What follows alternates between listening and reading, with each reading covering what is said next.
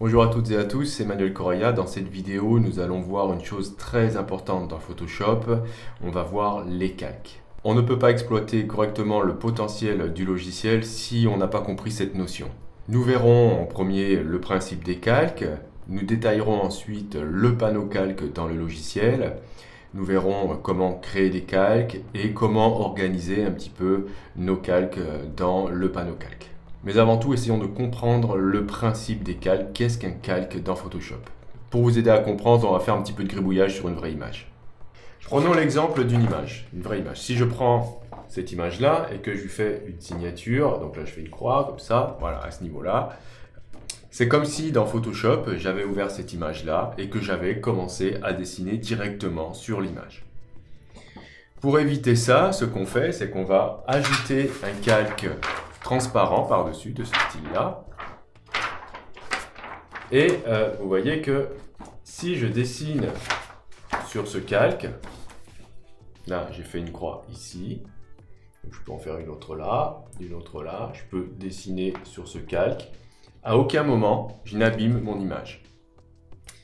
Je vais pouvoir en plus repositionner le calque pour déplacer ce que j'ai dessiné dessus. Ok, puisque le calque sera flottant sur mon image, comme en vrai. Voilà, c'est comme ça que ça fonctionne dans Photoshop. Et regardez, du coup, mon image, hop, elle n'est pas abîmée, à part à l'endroit où j'ai vraiment dessiné dessus sans calque. Voilà le principe des calques dans Photoshop et c'est ce qu'on va voir dans le logiciel maintenant. Dans Photoshop, concrètement, voilà comment ça se passe. Je viens d'ouvrir une image et je vais afficher mon panneau calque. Le panneau calque, si vous ne l'avez pas, vous allez le chercher dans le menu Fenêtre, Calque, ou alors retenez le raccourci F7. On constate dans mon panneau calque que je n'ai qu'un seul calque, et ici, c'est un calque de type arrière-plan. On verra tout à l'heure ce que cela signifie. Le calque d'arrière-plan a des petites particularités comparées aux autres calques. Donc je vais faire comme tout à l'heure, je vais prendre mon outil pinceau et je vais peindre directement dans mon image. Donc là, je fais un gribouillis, admettons que ce soit une signature, ok. Si j'enregistre cette image, quand je vais la réouvrir, j'aurai la signature qui sera gravée dans l'image au final. Je ne pourrai pas la modifier, je ne pourrai pas la déplacer. Je pourrais le faire, mais ce sera un petit peu compliqué. Si je souhaite travailler de manière non destructive, je ne vais pas procéder de cette manière-là. Je vais créer un calque vide et je vais dessiner sur ce calque. Pour créer un calque, vous pouvez passer par le menu Calque, Nouveau, Calque, ou alors retenez le raccourci majuscule CTRL plus N sur PC ou majuscule commande plus N sur Mac. Ou alors, vous pouvez cliquer ici sur l'icône en bas à droite de votre panneau calque. Ok, ça m'a créé un nouveau calque, calque 1. Sélectionnez votre calque en cliquant sur la vignette du calque. Prenez l'outil pinceau, dessinez sur votre calque. Et voilà, on voit qu'on a maintenant le dessin qui a été fait sur le calque 1. Je peux masquer mon calque en cliquant ici sur l'œil de visibilité, ici sur cette icône de visibilité. Donc vous voyez que là, on voit l'image d'en dessous sans le dessin. Je vais pouvoir aussi, avec l'outil de déplacement, déplacer ce calque dans mon image, très facilement. Donc voilà l'intérêt des calques, c'est de pouvoir travailler de manière non destructive, de pouvoir déplacer ces calques, les transformer, les masquer avec des masques de fusion, on verra ça plus tard. Et en fait, l'intérêt, c'est de toujours pouvoir revenir en arrière lorsqu'on travaille. Puisque je vous ai parlé tout à l'heure du calque d'arrière-plan, voyons voir les quelques particularités que possède ce calque. Je vais cliquer ici à droite du nom ou alors sur la vignette directement pour sélectionner le calque. Vous voyez que maintenant le calque est surligné. Alors moi ici, c'est surligné en bleu. Par défaut, c'est surligné en gris clair. Si vous souhaitez que ce soit surligné en bleu comme ça, passez par les préférences. Alors vous lancez les préférences à l'aide du raccourci CTRL plus K sur PC ou commande plus K sur Mac. Allez ici dans Interface. Et dans Interface, ici, couleur des tons clairs, vous choisissez bleu au lieu de par défaut. Et vous aurez comme ça les calques surlignés en bleu, ce qui est beaucoup plus visible. Donc très bien, alors le calque d'arrière-plan, c'est un calque qu'on ne peut pas déplacer. Si j'utilise l'outil de déplacement et que j'essaye de le déplacer, Photoshop me dit impossible car le calque est verrouillé. Si j'utilise l'outil gomme, alors l'outil gomme vous allez le trouver ici à ce niveau-là dans la barre des outils. Si j'utilise l'outil gomme pour gommer mon arrière-plan, vous allez voir que je ne vais pas gommer l'arrière-plan, mais en fait je vais faire apparaître la couleur d'arrière-plan. Si j'avais une couleur différente, avec l'outil gomme, voilà, j'afficherai une autre couleur. Alors tandis que si j'utilise la gomme sur mon calque 1, donc je clique ici sur la vignette de mon calque pour le sélectionner, vous allez voir que maintenant je vais pouvoir effacer le contenu de ce calque. La gomme fonctionne très bien maintenant. Okay. Voyons un petit peu en détail le panneau calque. Je le décroche, je le mets ici. Nous avons en tout premier lieu un menu que nous allons pouvoir trouver ici en haut à droite. Et ce menu-là comporte énormément de commandes. La plupart de ces commandes vont se retrouver aussi dans le menu calque ici. On en aura plus ici que là. En haut, on va trouver ici sur cette ligne de quoi filtrer ou faire des recherches de calque à l'intérieur du panneau calque. Là, vous allez trouver les modes de fusion. Cela va nous permettre de fusionner les pixels des calques avec les pixels qui se trouvent en dessous. Là, ici, on va trouver l'opacité. Vous voyez ici que l'opacité, si je la baisse, j'aurai comme ça mon logo qui va s'afficher en transparence. Là, vous allez trouver de quoi verrouiller votre calque. Vous pouvez verrouiller la transparence. Vous pouvez ici empêcher qu'on puisse écrire dessus. Là, vous pouvez empêcher qu'on le déplace. Ce verrou-là concerne les plans de travail, donc nous verrons ça plus tard. Et celui-ci verrouille tout. Lorsque vous avez un verrou qui est actif, peu importe lequel, vous avez ici un petit verrou qui va s'afficher vide. Si vous verrouillez tout, vous verrez qu'il est plein. Vous voyez la différence avec le calque d'arrière-plan qui n'est pas totalement verrouillé. Ensuite, on a ici nos calques qui apparaissent dans le panneau calque avec une petite vignette ici. L'apparence de ces vignettes-là peut être modifiée en allant dans le menu du panneau calque et en allant dans les options de panneau. Vous avez ici la taille des vignettes. Le contenu de la vignette peut être soit le document entier, ce qui est le cas ici. Vous voyez que là, j'ai mon logo qui est au milieu de mon image, ce qui est parfaitement représenté ici par la vignette. Si je clique ici sur limite du calque, vous allez voir maintenant uniquement le contenu de mon calque dans la vignette et pas la proportion du document. Ce qui permet de voir comme ça certains contenus qui sont très petits en gros dans la vignette. Les calques, donc on l'a vu tout à l'heure, peuvent être cachés en cliquant sur l'œil de visibilité. Et si vous avez plusieurs calques, vous allez pouvoir cliquer sur un œil et faire comme ça, glisser hop, votre curseur pour rapidement afficher ou désafficher des calques. Si vous avez un arrière-plan, il apparaîtra ici avec un nom en italique, donc très facilement reconnaissable. Si vous double-cliquez sur ce nom, vous allez transformer votre calque d'arrière-plan en calque normal, ou alors cliquez ici une seule fois sur le cadenas pour transformer votre calque d'arrière-plan en calque normal. Puisque maintenant c'est un calque normal, si j'utilise la gomme, je vais pouvoir, voyez, faire apparaître la transparence. Si vous voulez retrouver un calque d'arrière-plan à partir d'un calque, allez dans le menu calque, nouveau, arrière-plan d'après un calque. Et vous allez retrouver un calque d'arrière-plan. Les premiers calques qu'on va utiliser, ce sont des calques de pixels. Donc les calques de pixels, ce sont des images ou des calques sur lesquels on a dessiné. Par exemple, concrètement, ici, mon arrière-plan, c'est un calque de pixels. Si je crée un nouveau calque, donc pour créer un nouveau calque de pixels, vous cliquez sur cette icône-là, si vous voulez. Là, donc si je dessine sur ce calque-là, je dessine bien des pixels. Je suis sur un calque de pixels. Pour jeter un calque à la poubelle, sélectionnez-le et cliquez sur la poubelle. Bien. On trouve ensuite des calques de forme. Par exemple, ça, c'est un triangle qui est une forme vectorielle. On sait qu'on est en présence d'un calque de forme vectorielle puisqu'on a cette icône-là qui apparaît en bas à droite du calque. Nous avons aussi des calques de texte. On sait qu'on est en présence d'un calque comme ça lorsque vous voyez un T ici à côté du nom du calque. En général, un calque de texte reprend le début de votre texte. Vous allez trouver aussi des calques dits de réglage.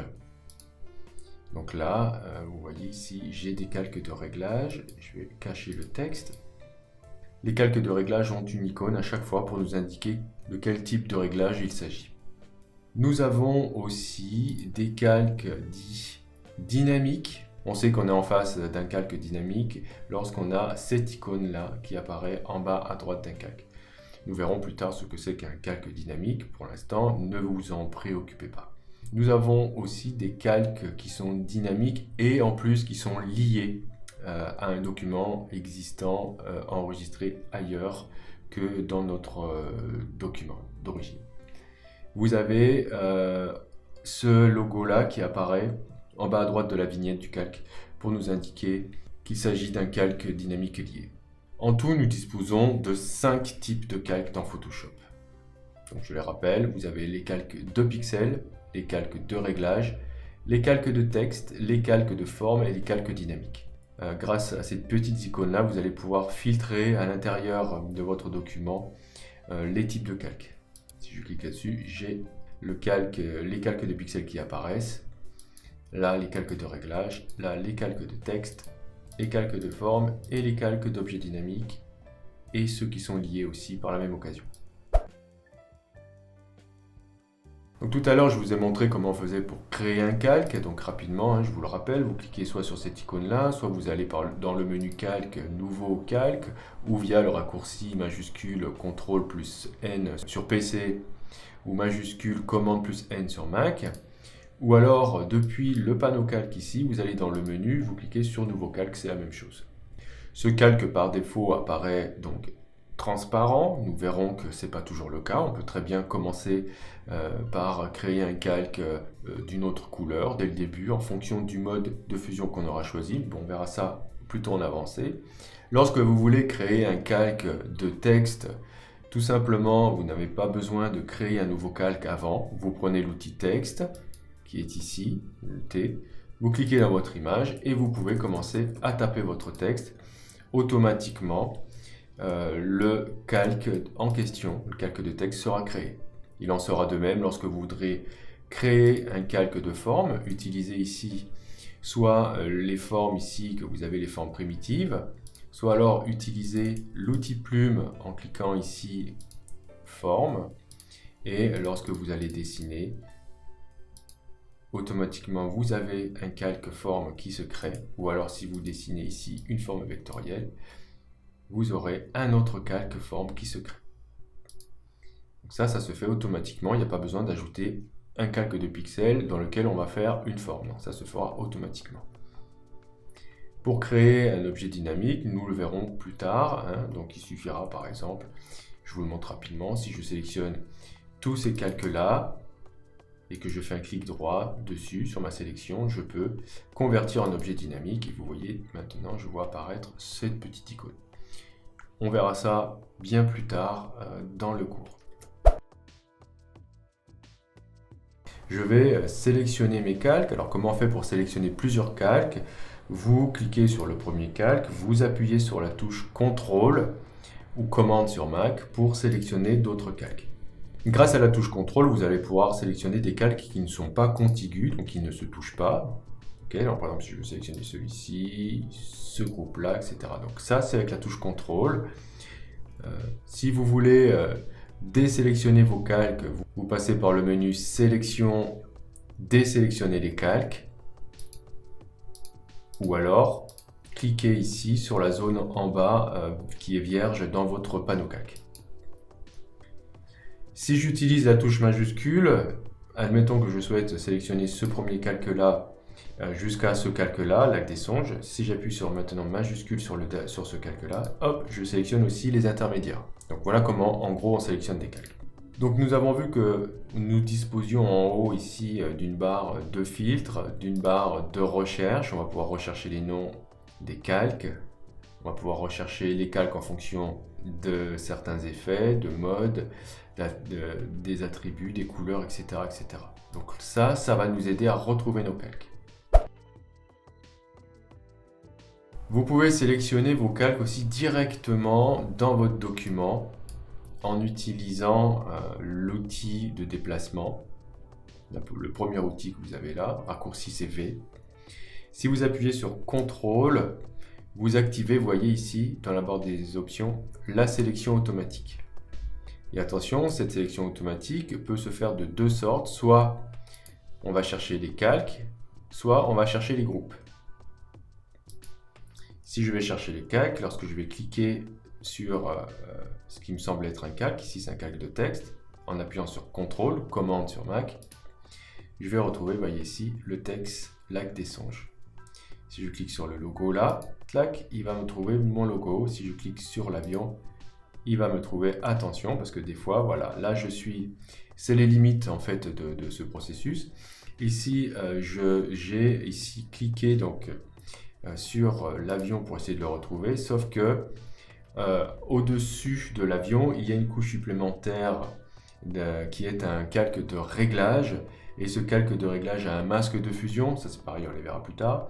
Et en fait, ce qui a détecté l'outil de sélection automatique, c'est la vignette du masque de fusion en fait. Donc voilà, ça c'est un petit peu dommage quand ça arrive.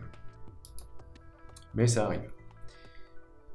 Autre façon de faire aussi, vous pouvez faire un clic droit dans votre document et vous aurez comme ça tous les calques qui sont présents sous votre clic.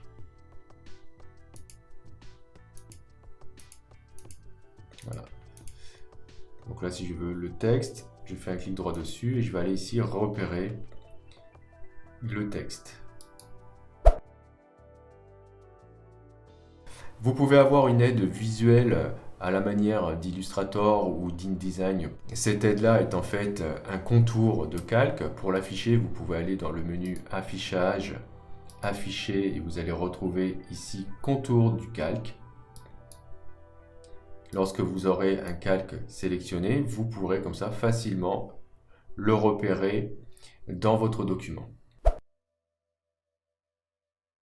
Il est très important de donner des noms à ces calques. Vous avez vu pourquoi, puisque de retrouver ces calques, c'est pas toujours évident. Donc la base de l'organisation, c'est quand même de donner des noms aux calques. Lorsqu'on crée un nouveau calque, donc nous avons vu que nous avons une boîte de dialogue qui s'ouvre lorsqu'on clique, lorsqu'on passe par le menu calque ou lorsqu'on utilise le raccourci clavier ou lorsqu'on passe par le menu du panneau calque, vous avez une boîte de dialogue qui vous demande le nom de votre futur calque. Si vous cliquez ici sur l'icône, vous n'avez pas cette étape de demande de nom. Donc comment on fait alors dans ce cas pour donner un nom à notre calque ? Tout simplement, vous allez double-cliquer sur le nom et là, vous allez pouvoir nommer votre calque. Une fois que c'est fait, vous appuyez sur Entrée. OK. Ça, c'est une étape très importante de l'organisation. Ce que vous pouvez faire aussi, c'est regrouper vos calques afin de créer des groupes en fonction de l'utilité de certains calques. Vous pouvez par exemple mettre tous les textes ensemble, vous pouvez mettre, lorsque vous avez des corrections de luminosité, de contraste, etc., vous pouvez regrouper tous ces effets-là dans un calque. C'est le cas ici dans mon image. Vous voyez ici, j'ai un groupe de calques qui s'appelle Contraste des couleurs. Si je déplie ce groupe, vous voyez que j'ai dedans, alors le panneau calque peut s'étirer comme ça, hop. Vous voyez que dedans j'ai quelques calques et c'est quand même plus agréable un panneau calque avec peu de calques et donc grâce au groupe que d'avoir comme ça une ribambelle de calques, ce qui rend très difficile à lire comme ça le panneau calque. Donc comment on fait un groupe? Je vais vous montrer très rapidement. J'ai supprimé le groupe de texte. Admettons que je souhaite les regrouper ensemble. Donc je vais resélectionner ces calques-là. Je vais les grouper.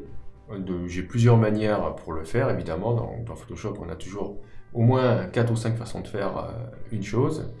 Je peux cliquer sur cette icône-là, en bas du panneau calque, qui va grouper mes calques ensemble. Sinon, je reviens en arrière avec CTRL Z, sinon je vais dans le menu de mon panneau calque et j'ai ici nouveau groupe d'après des calques. Si je fais ça, je vais avoir une boîte de dialogue qui va s'ouvrir pour me demander le nom de mon groupe. Là, je vais l'appeler texte. Pour grouper facilement des calques, vous avez aussi le raccourci qui existe, qui est CTRL-G sur PC, Command-G sur Mac. Donc vous l'avez ici, il apparaît ici dans le menu calque. Vous avez ici associer les calques et vous avez le raccourci qui apparaît là. Pour les dissocier, il faudra utiliser le raccourci majuscule CTRL-G sur PC ou majuscule Command-G sur Mac. Donc, vous voyez, si je groupe ces deux calques avec CTRL-G, ils sont groupés. Majuscule CTRL-G, ils sont dégroupés. Grâce au nom que vous aurez donné à vos calques et grâce au groupe, vous allez comme ça y voir un petit peu plus clair dans votre panneau calque. Vous avez vu qu'ici j'ai ajouté des couleurs aussi, donc ça peut aussi vous aider dans l'organisation de vos calques. Pour ajouter des couleurs, très simplement, vous pouvez faire un clic droit ici au niveau de l'œil et aller chercher ici une couleur. Lorsque vous créez un nouveau calque, vous avez ici aussi des options de couleurs qui s'affichent. Il en est de même lorsque vous créez un groupe, vous avez ici des couleurs qui apparaissent. Donc vous avez vu là ce que je viens de faire là, vite fait, mine de rien. J'ai pu avoir la boîte de dialogue pour ajouter un nom et changer les couleurs, alors que je ne suis pas passé par le menu du panneau calque ou le menu de Photoshop. Je n'ai pas non plus utilisé le raccourci pour faire ça. Tout simplement, lorsque vous voulez voir la boîte de dialogue s'ouvrir, vous pouvez appuyer sur Alt en même temps que vous cliquez sur l'icône ici, soit de créer un calque, soit de créer ici un nouveau groupe. Donc voilà, nommer ces calques, grouper ces calques, donner des couleurs éventuellement à vos calques pour qu'on puisse bien les repérer. Voilà, ça c'est la base de l'organisation dans le panneau calque. Voyons maintenant comment on peut déplacer des calques dans la pile de calques, puisque l'ordre d'apparition des calques dans la pile est très importante. Vous voyez que ce calque-là est au-dessus du calque texte. Okay. Le calque texte, il est là, il est bien en dessous de mon logo. Si je place le logo sous le texte, on verra le texte apparaître au-dessus du logo. Alors comment je vais faire pour déplacer mon calque logo sous mon groupe de calque texte? Tout simplement, je vais cliquer sur le calque, maintenir le clic et descendre comme ça dans la pile. Dès que je vois arriver une ligne, alors attention, soyez vigilant à ça, lorsque vous êtes en présence de groupe, vous pouvez comme ça, lorsque vous allez déplacer des calques ou des groupes, les mettre dans les groupes. Donc ça peut être un choix, hein, peut-être que vous avez envie de ça, mais si vous ne souhaitez pas ça, attendez de voir plutôt apparaître une ligne sous le groupe, alors que si vous voyez apparaître un encadrement, ça veut dire que vous allez le mettre dans le groupe. Donc moi je veux absolument que mon logo soit sous le groupe de texte, donc je vais bien placer mon logo sous le groupe de texte qui est là, donc qui est ici, vous voyez là, hop, et là c'est bon. J'ai bien mon logo maintenant qui est sous, vous voyez, il passe dessous maintenant. Donc voilà, donc vous pouvez déplacer comme ça vos calques à l'intérieur directement de votre panneau calque. Voyons maintenant la visibilité des calques. Vous avez ici les valeurs d'opacité de votre calque actif. Vous voyez, ici j'ai mon groupe de texte. Donc si je clique sur l'œil, on voit que c'est tout ce texte-là. Donc j'ai deux calques de texte. Je peux, si je veux atténuer ce calque, baisser son opacité. Tout simplement, au lieu de le mettre à 100%, je pourrais le mettre à 50%. On voit que le calque, voilà, est moins opaque et donc il est transparent un petit peu. Ok, voilà. Ça, c'est l'opacité. En dessous, vous allez trouver fond. Alors fond, si on l'utilise, on a l'impression que ça fait la même chose.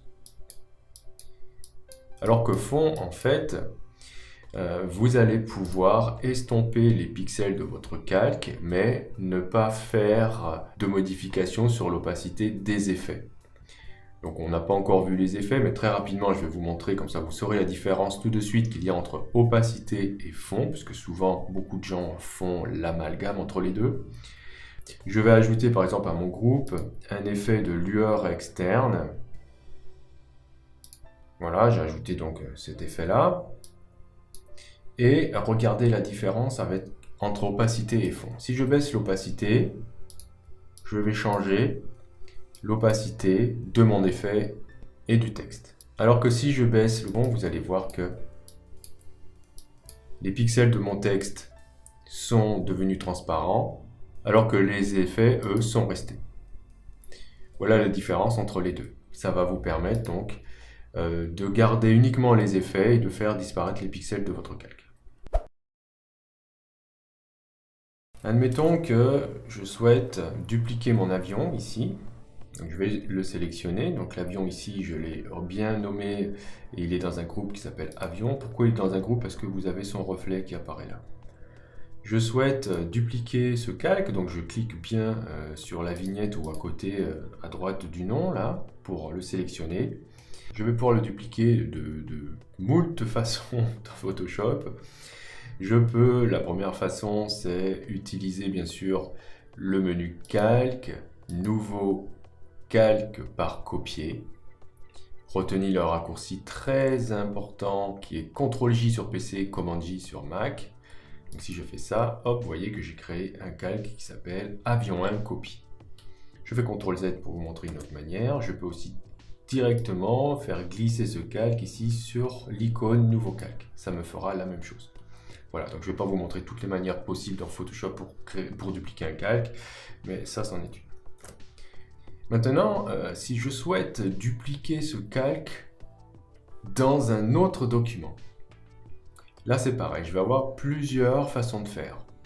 La première, la plus logique, ça serait de faire un copier-coller. Donc vous utilisez, après avoir sélectionné votre calque, la commande CTRL-C sur PC ou Command-C sur Mac. Vous allez sélectionner une autre image, donc ici j'ai un autre onglet, tac, et là je vais faire CTRL-V sur PC, Command-V sur Mac, pour coller ici mon calque. Alors le calque est apparu ici, il est là, voilà, parce que des fois il n'apparaît pas au bon endroit évidemment. C'est comme si j'allais dans le menu édition copier, édition coller, donc ça vraiment c'est des choses qu'on fait très fréquemment avec n'importe quel logiciel, donc ça je pense que ça, vous avez déjà l'habitude de le faire. L'autre façon de faire, c'est en utilisant l'outil de déplacement, ici donc les deux flèches. Vous cliquez sur votre calque, après l'avoir sélectionné bien sûr dans le panneau calque.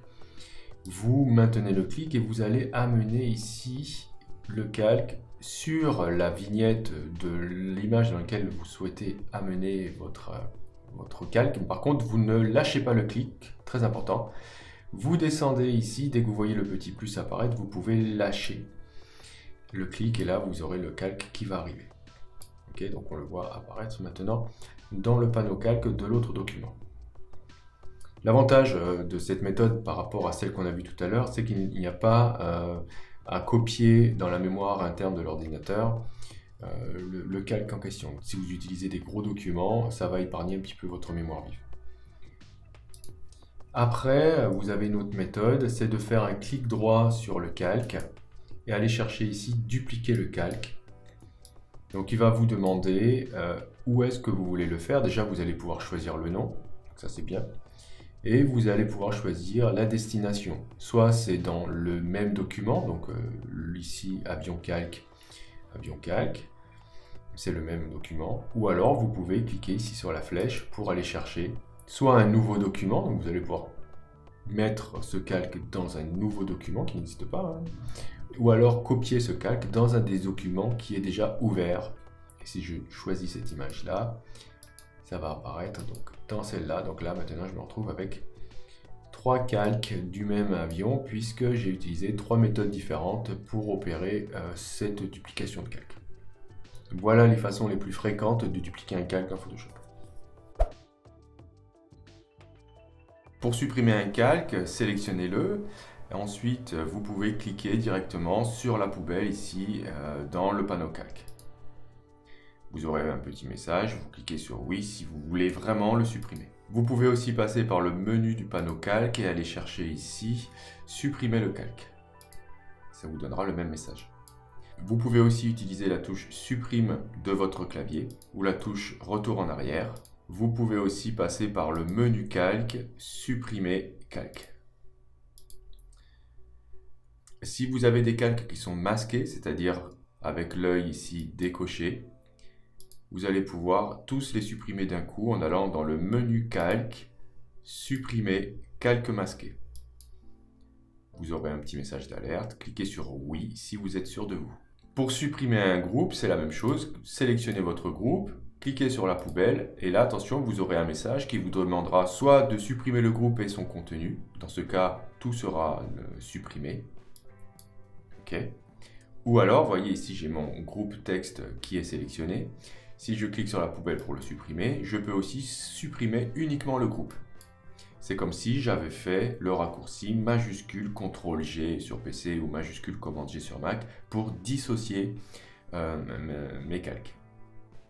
Bien sûr, vous pouvez aussi passer par le menu du panneau calque et supprimer ici le groupe. Vous aurez le même message. Ou alors passer par le menu calque et cliquer ici sur supprimer le groupe. Alors maintenant, si je veux fusionner mes calques, par exemple, j'ai ici mon texte, vous voyez, j'ai un groupe qui s'appelle texte, avec dedans ces deux textes-là. Je vais supprimer l'effet ici dans mon groupe, puisque je trouve que c'est un peu gênant, donc tout simplement, je clique sur le mot effet, je maintiens le clic et je l'amène sur la poubelle. Voilà, donc si je veux fusionner ces deux calques-là, je vais les sélectionner, donc je clique sur le premier, je maintiens CTRL sur PC, commande sur Mac pour cliquer sur le deuxième pour le sélectionner aussi. Donc je vais pouvoir ici aller chercher dans le menu calque, ici, fusionner les calques. Si je clique là-dessus, je vais fusionner mes calques, mais retenez bien le raccourci CTRL plus E sur PC ou commande plus E sur Mac. Et là, je vais, comme ça, fusionner mes deux calques. Alors attention, maintenant, je n'ai plus de texte éditable puisque lorsqu'on fusionne des calques de type texte, on ne peut plus revenir sur l'édition du texte. On a transformé les calques qui étaient vectoriels à la base en calques de pixels. Donc voilà, il y a des particularités à respecter avec le texte notamment. Mais si je suis en présence de calques de pixels traditionnels, donc par exemple ici, voilà, je vais faire deux traits, un trait comme ça sur ce calque-là, un trait comme ça sur un autre calque. Vous voyez, si je prends les deux calques, je peux aussi faire clic droit dessus et aller chercher ici, fusionner les calques. C'est pareil que d'aller chercher dans le menu calque, fusionner les calques, ou d'utiliser le raccourci CTRL-E. Donc on voit maintenant que les deux calques sont fusionnés.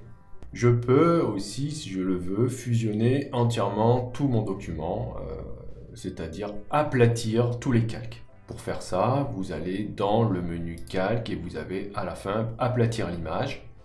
Vous retrouvez aussi cette commande dans le menu du panneau calque, aplatir l'image. Si je fais ça, regardez bien mon panneau calque. Alors, ok, donc j'ai des calques qui sont masqués, je les supprime au passage. Voilà, je me retrouve maintenant avec un document qui n'a plus de calque. Donc, faites attention à ça, parce qu'une fois que vous n'avez plus de calque, si vous enregistrez votre image, voilà, vous ne pouvez plus revenir en arrière. Et c'est peut-être le moment aussi de vous montrer quels sont les formats qui permettent de sauvegarder vos documents avec tous les calques. Puisque l'intérêt des calques, c'est de pouvoir revenir en arrière quand on veut. Il faut savoir dans quel format on va pouvoir enregistrer un document pour que ça garde les calques. Le premier format qui permet de garder les calques intégralement, c'est le format Photoshop. Lorsque vous faites fichier enregistrer sous, vous irez chercher ici Photoshop.